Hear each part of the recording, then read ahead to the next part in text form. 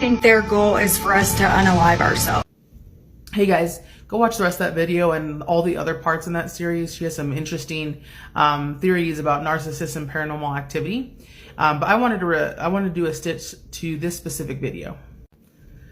This is so hard to talk about too, but this is the exact kind of dynamic that I had with my narcissistic ex-wife. I want to elaborate on like two main points on this video. So one is that my ex-wife threatened to kill herself multiple times throughout our marriage. And that is interesting because when we were first dating, I had mentioned to her that I had struggled with cutting in my past, but I hadn't done it for many, many years. I mean, a lot of it was just my childhood and everything that I went through there. I have a lot of scars out on my arms and in plain view, so it's not something that I can really hide. So I'm very open about talking about it and discussing it with people. But I told her about it. And pretty early on, she had mentioned that she had an ex-girlfriend that would always threaten to kill herself or hurt herself when they got in a fight. And she just, said that was so toxic and she would never, ever put up with that. And I completely agree with that. I do think that it is very manipulative to threaten to kill yourself or hurt yourself when you get in an argument with your partner, because you're definitely trying to control their reaction or their behavior. And it still shocks me every day that I managed to make it through my entire marriage without ever cutting myself. And it's not that I didn't want to. There were many times that I took a knife into the bathroom with me and thought about it and really had to talk myself off a ledge multiple times. But I managed to make it through that entire marriage without cutting. And I don't know why it surprised me, but it was really surprising that when we would get into really bad arguments, that she would then threaten to kill herself, because we had specifically talked about this. And, she had made it very clear, knowing that I had struggled with cutting in the past, that she was never going to tolerate that kind of behavior, and then turned around and did it to me multiple times. And it just goes to show how hypocritical narcissists are, because if you were to do it, you're being manipulative and controlling and toxic. But if they do it, they're being sincere and it's your fault that they want to kill themselves.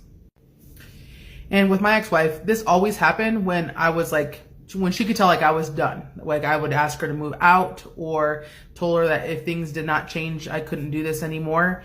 And then all of a sudden, she would threaten to kill herself. Because then I would be so focused on, trying to prevent her from doing that I would have to drop whatever the argument was about or whatever we were about to split up over. I'm gonna have to do a part 2 on the second point that I wanted to make. Hey guys, if you haven't seen part 1 of Narcs Threaten to Unalive Themselves, go watch that part first. This is part 2.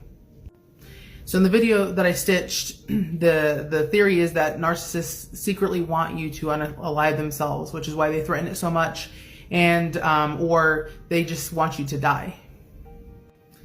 And that was definitely the feeling that I got in my marriage. I have talked about this in other videos, but when I found out about the cheating, I read messages from my ex-wife that said that I was using my health and my weight as an excuse to not get pregnant, and that I could have just gotten pregnant and I would probably be okay.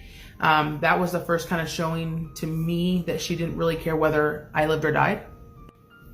Also, her talking about, threatening to kill yourself or harming yourself because I struggled with cutting in my past. She mentioned that multiple times throughout our marriage.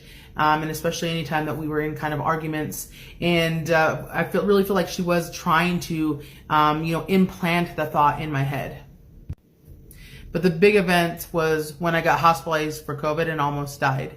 That's when I really started to feel like my ex-wife did not care about me at all. The woman that she had an affair with our entire marriage, I found out later, she talked to her the entire time that I was in the hospital. And although she would post on social media about me being in the hospital, it was really about getting sympathy for her, poor her, that her wife is, dying in the hospital with COVID.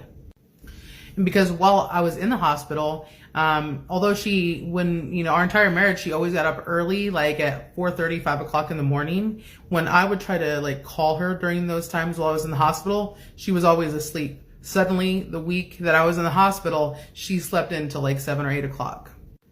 then the longer that I was in there, the more I was like, you know what, things are going to have to change if I actually make it out of here. Like, I can't live this way anymore. And I told her that. Then the day that she picked me up from the hospital, she, you know, picked a fight with me, threatened to kill herself, and disappeared. And then came back and gave me the silent treatment for a couple days. And her doing that really showed me like the lengths that she would go to try to gain control back over the situation. That didn't matter, that I was still ill, that I had almost died, you know, and that I needed support. That didn't matter to her. She knew she needed to gain control again. So threaten to kill yourself, silent treatment. And a part of me also feels like she was angry at me for living. You know, what a perfect story for her. If I had actually died in the hospital, you know, she would have forever be the victim and be able to get sympathy from people. And she would have went on to raise the boys by herself, and she would have lost her wife. And that would have been the perfect story for a narcissist.